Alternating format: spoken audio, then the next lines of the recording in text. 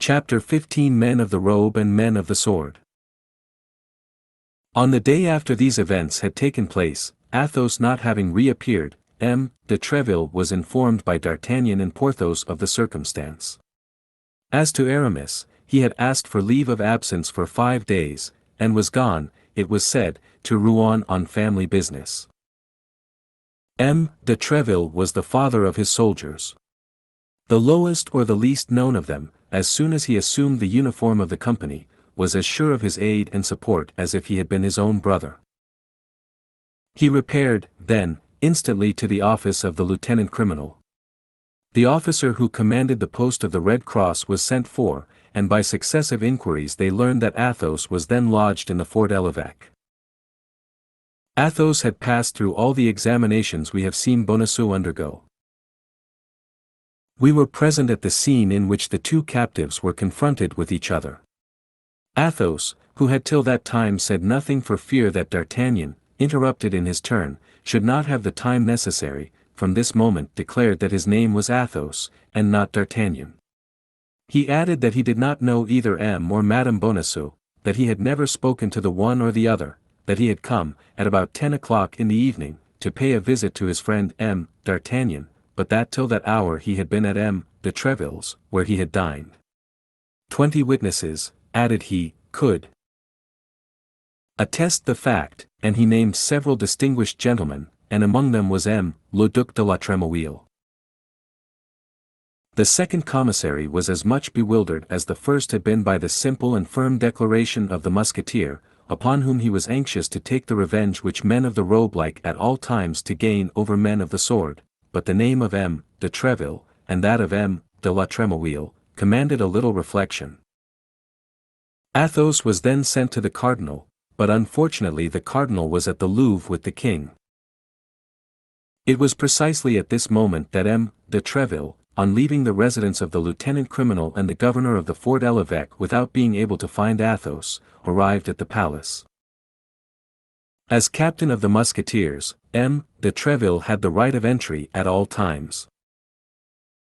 It is well known how violent the king's prejudices were against the queen, and how carefully these prejudices were kept up by the cardinal, who in affairs of intrigue mistrusted women infinitely more than men.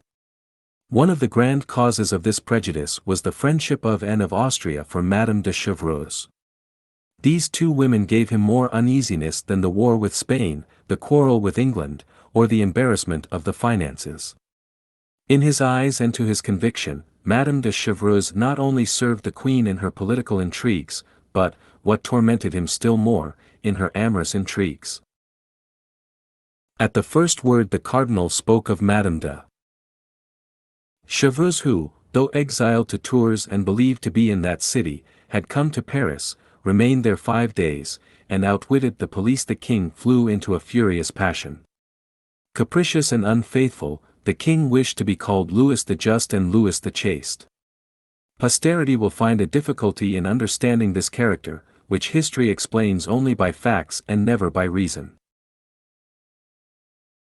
But when the cardinal added that not only Madame de Chevreuse had been in Paris, but still further, that the queen had renewed with her one of those mysterious correspondences which at that time was named a cabal, when he affirmed that he, the cardinal, was about to unravel the most closely twisted thread of this intrigue, that at the moment of arresting in the very act, with all the proofs about her, the queen's emissary to the exiled duchess, a musketeer had dared to interrupt the course of justice violently, by falling sword in hand upon the honest men of the law, charged with investigating impartially the whole affair in order to place it before the eyes of the King. Louis XIII could not contain himself, and he made a step toward the queen's apartment with that pale and mute indignation which, when it broke out, led this prince to the commission of the most pitiless cruelty.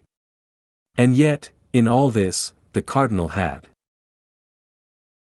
not yet said a word about the Duke of Buckingham.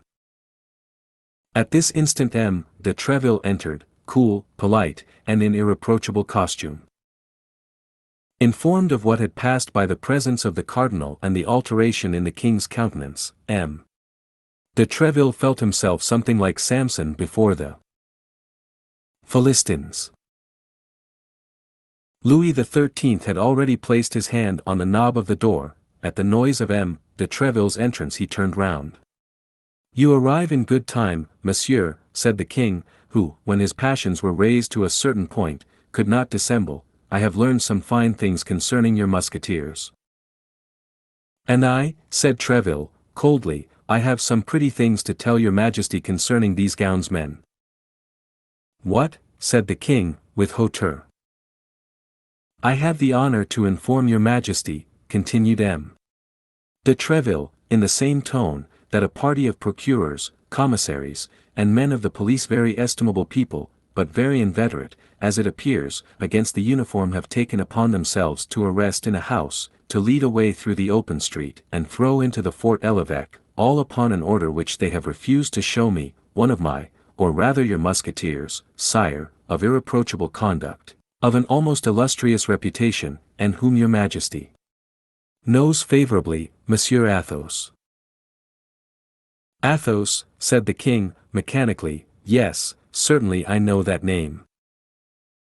"Let your majesty remember," said Treville, "that Monsieur Athos is the musketeer who, in the annoying duel which you are acquainted with, had the misfortune to wound Monsieur de Cahusac so seriously. A propos, monseigneur," continued Treville, addressing the cardinal, "Monsieur de Cahusac is quite recovered, is he not?" "Thank you," said the cardinal, biting his lips with anger. "Athos, then, went to pay a visit to one of his friends absent at the time," continued Treville, "to a young Béarnais, a cadet in his Majesty's Guards, the company of Monsieur de Cesar, but scarcely had he arrived at his friend's and taken up a book, while waiting his return, when a mixed crowd of bailiffs and soldiers came and laid siege to the house, broke open several doors." The cardinal made the king a sign, which signified, "That was on account of the affair about which I spoke to you." "We all know that," interrupted the king, "for all that was done for our service." "Then," said Treville, "it was also for your majesty's service that one of my musketeers, who was innocent, has been seized, that he has been placed between two guards like a malefactor, and that this gallant man, who has 10 times shed his blood in your majesty's service and is ready to shed it again, has been paraded through the midst of an insolent populace." "Bah," said the king, who began to be shaken, "was it so managed?" "Monsieur de Treville," said the cardinal, with the greatest phlegm, "does not tell your majesty that this innocent musketeer, this gallant man, had only an hour before attacked, sword in hand, for commissaries of inquiry, who were delegated by myself to examine into an affair of the highest importance." "I defy your eminence to prove it," cried Treville, with his Gascon freedom and military frankness, "for 1 hour before, Monsieur Athos, I will confide it to your majesty, is really a man of the highest quality, did me the honor after having dined with me to be conversing in the saloon of my hotel, with the Duc de la Trémouille and the Comte de Caylus, who happened to be there." The king looked at the cardinal. "A written examination attests it," said the cardinal, replying aloud to the mute interrogation of his majesty, "and the ill-treated people have drawn up the following, which I have the honor to present to your majesty." "And is the written report of the gownsmen to be placed in comparison with the word of honor of a swordsman?" replied Treville haughtily. "Come, come, Treville, hold your tongue," said the king. "If his eminence entertains any suspicion against one of my musketeers," said Treville, "the justice of Monsieur the Cardinal is so well known that I demand an inquiry." "In the house in which the judicial inquiry was made," continued the impassive cardinal, "there lodges, I believe, a young Béarnais, a friend of the musketeer." "Your eminence means Monsieur d'Artagnan." "I mean a young man whom you patronize, Monsieur de Treville." "Yes, your eminence, it is the same." "Do you not suspect this young man of having given bad counsel to Athos, to a man double his age?" interrupted Treville. "No, monseigneur. Besides, D'Artagnan passed the evening with me." "Well," said the cardinal, "everybody seems to have passed the evening with you." "Does your eminence doubt my word?" said Treville, with a brow flushed with anger. "No, God forbid," said the cardinal, only, at what hour was he with you? Oh, as to that I can speak positively, your eminence, for as he came in I remarked that it was but 9:30 by the clock, although I had believed it to be later. At what hour did he leave your hotel? At 10:30, an hour after the event. Well, replied the cardinal, who could not for an instant suspect the loyalty of Treville, and who felt that the victory was escaping him, well, but Athos was taken in the house in the Rue des Fossoyeurs. Is one friend forbidden to visit another, or a musketeer of my company to fraternize with a guard of Dessessart's company? Yes, when the house where he fraternizes is suspected. That house is suspected, Treville, said the king, perhaps you did not know it? Indeed, sire, I did not. The house may be suspected, but I deny that it is so in the part of it inhabited by Monsieur d'Artagnan, for I can affirm, sire, if I can believe what he says, that there does not exist a more devoted servant of your majesty, or a more profound admirer of Monsieur the Cardinal. Was it not this D'Artagnan who wounded Jussac one day, in that unfortunate encounter which took place near the convent of the Carmistichauses? Asked the king, looking at the cardinal, who colored with vexation. And the next day, Bernajoux. Yes, sire, yes, it is the same, and your majesty has a good memory. Come, how shall we decide? Said the king. That concerns your majesty more than me, said the cardinal. I should affirm the culpability. And I deny it, said Treville. But his majesty has judges, and these judges will decide. That is best, said the king. Send the case before the judges, it is their business to judge, and they shall judge. Only, replied Treville, it is a sad thing that in the unfortunate times in which we live, the purest life, the most incontestable virtue, cannot exempt a man from infamy in persecution. The army, I will answer for it, will be but little pleased at being exposed to rigorous treatment on account of police affairs.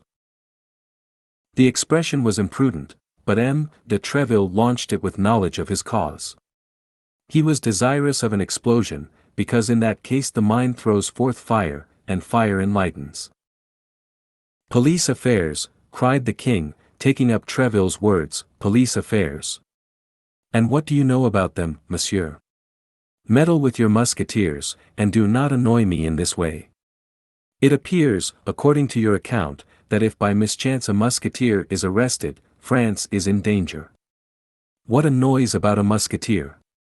I would arrest 10 of them, ventrebleu, 100, even, all the company, and I would not allow a whisper.